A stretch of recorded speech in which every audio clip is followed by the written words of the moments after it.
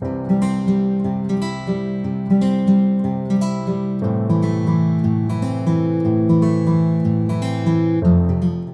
To our channel English worth. आज start करेंगे एक बहुत छोटा सा topic, state of being. State of being है क्या? State of being subpart है वर्ब्स का। वर्ब्स क्या है? क्रिया। इससे पहले वाले लेक्चर में काफ़ी हद तक बेसिक्स मैंने कंप्लीट कर दिए हैं। 100% हेल्पिंग वर्ब्स कंप्लीट हो चुकी है उसमें। आई होप आपने वो ज़रूर देखा होगा। Now state of being, helping verbs almost 90% of the time use होती है स्टेट ऑफ बीइंग बताने के लिए।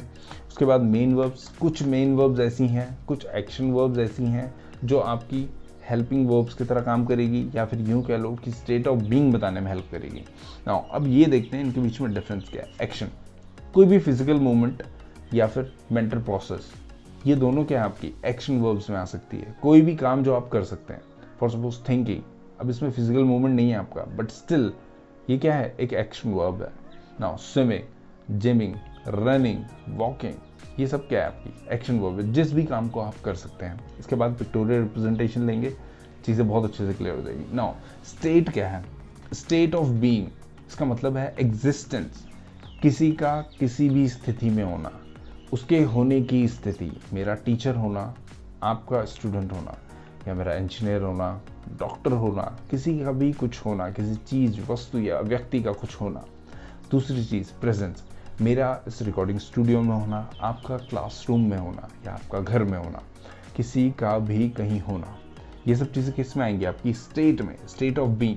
कुछ एग्जांपल्स ले लेते हैं एक्शंस के, ताकि बहुत अच्छे से डिफरेंस पता चल रहा है। एक्शन मैंने ऑलरेडी आपको एक्सप्लेन कर चुका है।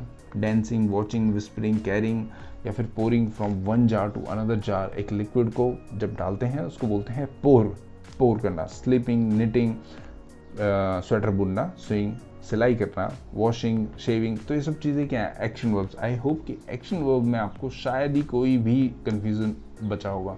इससे पहले वाले लेक्चर में वैसे भी कवर हो चुका है। अब देखते हैं स्टेट।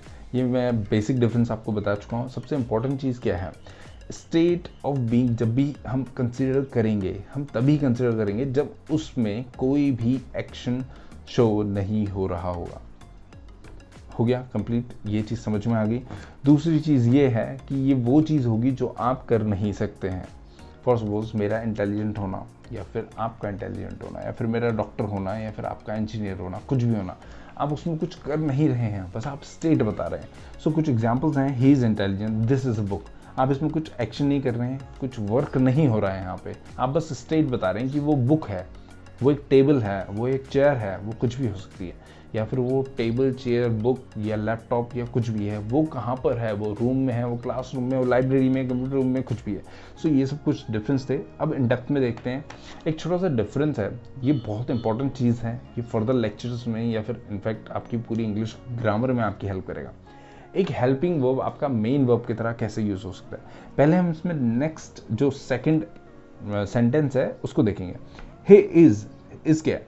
हेल्पिंग वर्ब है। हेल्पिंग वर्ब अगर जो आपको कन्फ्यूजन हो रहा है तो लेक्चर नंबर 28 प्लीज़ देख लीजिए, वो बहुत ज़्यादा इंपॉर्टेंट है, वो पूरी ग्रामर को आपकी बूस्ट करेगा। Now second thing is eating. मैंने अभी बताया था ईटिंग, स्लीपिंग, रनिंग, जिमिंग, ये सब चीज़ें क्या है? ये एक्शन है आपकी। ये क्या है? Main verb, action verb. तो यहाँ पे जो इज़ है क्या? टू बी की एक फॉर्म है, टू बी की फॉर्म है ना? इज, एम, आर, वॉज, वर। सो ये सब चीज़ें क्या है? वर्ब्स की फॉर्म है। इज क्या है? यहाँ पे हेल्पिंग वर्ब है। तो ये हेल्पिंग वर्ब की तरह काम हुआ है। क्यों? क्योंकि एक्शन वर्ब्स के साथ यूज हुआ है। Helping verb plus action verb एक यूनिट है जो साथ में यूज हुई है यहाँ पे। तो जब भी एक हेल्पिंग वर्ब मेन वर्ब के साथ यूज होगी तो वो हेल्पिंग वर्ब का काम करेगी। Where at the same time जब हम एक सेंटेंस में सिर्फ और सिर्फ एक हेल्पिंग वर्ब यूज करेंगे, जैसे मैंने यहाँ पे ही इज अ बॉय बोला है, तो यहाँ पे जो इज है वो क्या काम करेगा? वो हेल्पिंग वर्ब की तरह काम नहीं करेगा, वो मेन वर्ब की तरह काम करेगा। सो ये डिफरेंस है। जब भी आपका हेल्पिंग वर्ब अकेला यूज होगा तो वो एक मेन वर्ब की तरह काम करेगा, और वो यूजुअली क्या करेगा? वो आपका स्टेट बताएगा, या फिर ये कह लो कि वो एक लिंकिंग वर्ब की तरह काम करेगा। ये चीज़ जो मैंने यहाँ पे लिखी है कि लिंकिंग वर्ब क्या होते हैं? लिंकिंग वर्ब यही होते हैं जो एक सब्जेक्ट को उसके साथ जोड़ेंगे, जो फर्दर क्लॉज होगा आपका एक सेंटेंस का उसके साथ जोड़ेंगे, एक स्टेट बताएंगे। Now he is in the classroom, he is a boy, he is intelligent, I am good, ये सब एग्जाम्पल्स हैं सेम जहाँ पे आपका सिर्फ और सिर्फ एक हेल्पिंग वर्ब यूज़ हुआ है। Now second thing is, second example वही है सेम जो मैंने इस वाले में लिया था कि एक हेल्पिंग वर्ब प्लस एक मेन वर्ब यूज़ हो रही है।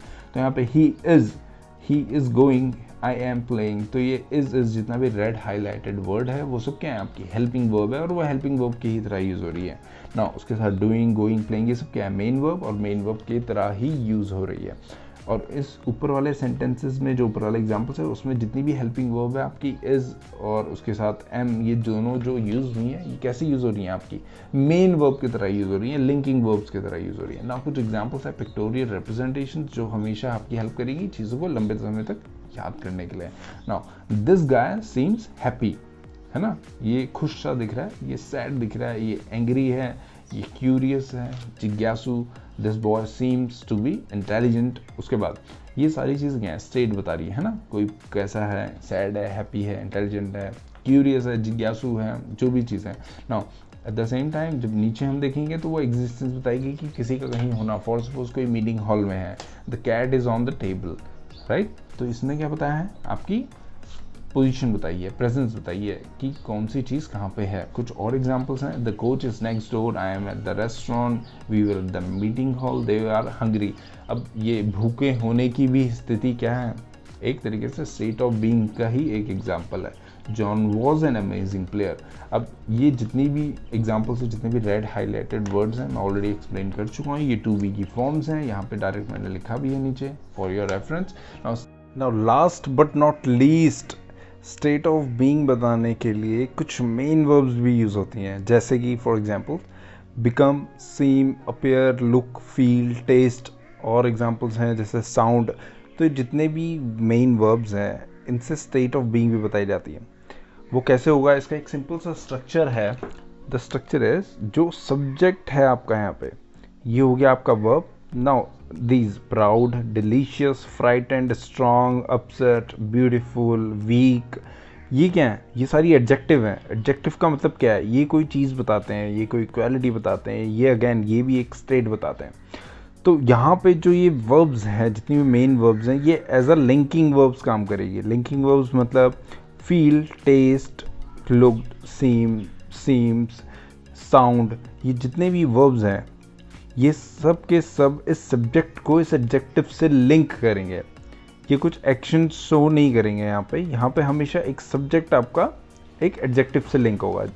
For examples they feel proud, इसमें कोई एक्शन नहीं है आपका, यहाँ पे स्टेट है कि सब्जेक्ट है वो एडजेक्टिव से लिंक हो रहा है, वो प्राउड फील कर रहा है। तो same is the case with cake. Cake taste delicious, यहाँ पे जो टेस्ट है ये एज अ वर्ब इस्तेमाल नहीं हो रहा है, ये एज अ लिंकिंग वर्ब इस्तेमाल हो रहा है। तो यहाँ पे केक की स्टेट बता रहा है कि केक डिलीशियस है। वैसे ही डॉग फ्राइटेंड है, डरा हुआ है, जॉन स्ट्रॉन्ग है और आप अपसेट नहीं हो, आप हैप्पी हो। ठीक है, so these are some of the examples कि मेन वर्ब कैसे यूज होगा। So next